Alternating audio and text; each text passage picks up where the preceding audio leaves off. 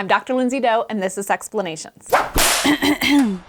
I'd like to think that everything we've made on Sexplanations is more inclusive, that we're considered of diverse upbringings, educational backgrounds, orientations, identities, and abilities. But sometimes it's not enough to be inclusive. Sometimes we also need to directly challenge the messages that aren't. According to the World Health Organization, 1 in 7 people experience disabilities. For example, physical disabilities like lack of mobility, vision loss and blindness, hearing loss and deafness, learning disabilities like dyslexia, as well as developmental disabilities, psychological ones, and chronic illnesses. There are these false ideas, myths even, that people with experiences like these aren't sexual or shouldn't be, and that isn't inclusive or true. The first time I was confronted with this, I was serving as an editor for a sex education website, and a teen girl had written in something like, "My older brother has developmental disabilities. One morning I heard my mother in his room. She was masturbating him. She said that my brother wakes up every morning with an erection and has been trying to get rid of it by whacking his penis on his bedpost. She's talked to people in her support group. They recommended restraining him, but she can't bring herself to do that, so every morning as a part of his personal care routine, she masturbates him." When I read this, I'm sure I had confused feelings. Isn't that incest? Is it legal? Can he even consent to this? What about a personal aide doing it instead? Would a personal aide do that? Is that something personal aides do? Then my thought shifted to maybe this mother is just surprisingly sex positive. What if all caregivers understood sexual healthcare like she does? Until her post, it hadn't even crossed my mind that people living with disabilities would have unmet sexual needs or trouble having them met. And that's because I was taught all sorts of ideas from society, starting with the idea that people with disabilities aren't sexual. Don't need sex, shouldn't bother with it, wouldn't even know what to do if it happened. While there are people with disabilities who identify as asexual, there are many others who fantasize, desire human touch and intimacy. They go through puberty, they want to date and have sex. Take, for example, a couple I worked with early on in my private practice. Both paralyzed, both used chairs, and both wanted to have sex on their wedding night. Recognizing their sexual needs, we planned for and facilitated this as a team. Myth 2. If people with disabilities are sexual, then they're cisgender heterosexuals into strictly vanilla sex. For some reason, we get it into our heads that having a disability is the extent of a person's diversity, like a person can't have a prosthesis and a fetish, or a wheelchair and a gender transition. I want you to take a moment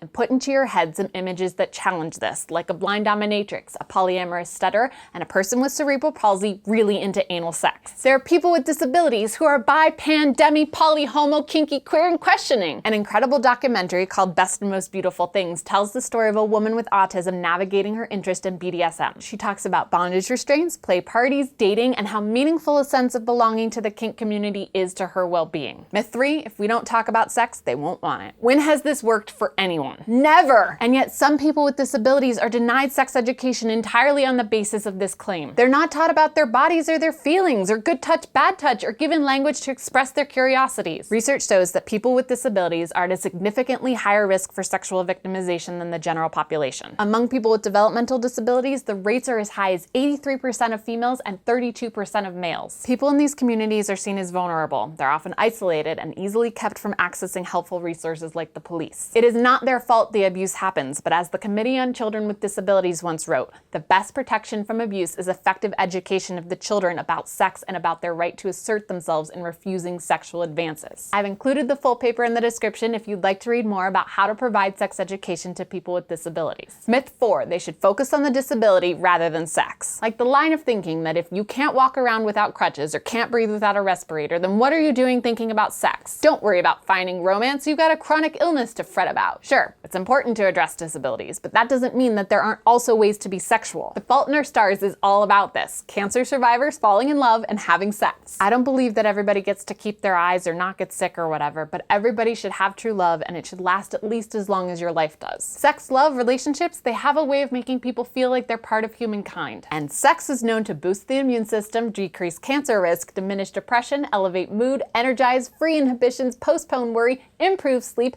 reduce stress, relieve pain, speed up healing, and elicit pleasure. I say totally focus on sex. Myth 5, it won't even work. What is it? The penis, the sex, the sensations? Sex isn't limited to one's genitals. You don't have to have an erection or penetration or orgasm or contact for that matter to be sexual and experience intimacy that works for you. There's phone sex, cyber sex, hands, toys, mouths. There are lots of ways to play. That being said, there are 4 notes worth mentioning. 1, depending on the location of the spinal cord injury, some people may not be able to feel themselves get hard or wet, but physiologically physiologically their bodies still do. 2, there are medical grade vibrators that can help take care of this if other kinds of stimulation aren't able to. 3, some people can move the site of their orgasms to parts of their body where they do have sensations, like the neck, for example. And 4, professional sex surrogates give hands-on help to people with disabilities so that they can have the sex that works for them. Myth 6, sex with disabilities is such a hassle. You might be thinking, what kind of person is going to hook up with someone who needs assistance or has limits on what they can and can't do? All kinds of people, good people, open-minded people, people who recognize that we all have our limits, just some are more visible than others. They don't view sex with disabilities as a hassle. They get that sex with disabilities can be even better than sex without them because of a push for new positions, open communication, creativity, and an expanded meaning of what intimacy can look like. That being said, some people find it important to be wary of people who seek out partners with disabilities for the disability, people who call themselves devotees. As Emily Yates puts it, I think there's a problem when you fetishize something, that it can hamper you from having feelings for the full person. Myth 7, people with disabilities have nothing to teach people without disabilities on the topic of sexuality. Not true. This book, The Ultimate Guide to Sex and Disability, is written in part by Fran Odette, a person with a mobility disability. I think everyone should read or listen to it because of its thoughtfulness and comprehensive lessons on sex.